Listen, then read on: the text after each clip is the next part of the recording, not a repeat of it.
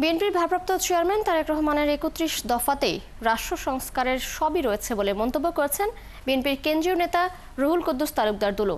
শনিবার বিকেলে নাটোরের বড়াইগ্রাম উপজেলার বনপাড়া বাইপাসে শহীদ রাষ্ট্রপতি জিয়াউর রহমানের শাহাদাত বার্ষিকী উপলক্ষে এক পথসভায় যোগ দেন তিনি। এ সময় তিনি দেশ সংস্কারের ৩১ দফা বাস্তবায়নের লিফলেট বিতরণ শেষে পথসভার ভাষণে আরও বলেন, ৩১ দফা মেনে নিলেই সংস্কার হয়ে যায়। নির্বাচনের জন্য শুধু বিভিন্ন তারিখ দেয়া হচ্ছে।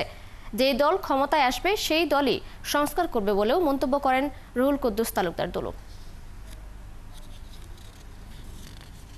নিয়ে নিলেই তো সংস্কার হয়ে যায়। খামাকে আপনারা এই যে 6 মাস 8 মাস 10 মাস 12 মাস 12 বছর 5 বছর অমুক তারিখ তমুক তারিখ এত দরকার লাগে না তো। নির্বাচন আমাদের দল যখন চেয়েছে আপনারা দেন, যে দল ক্ষমতা যাবে সে দল সংস্কার করবে।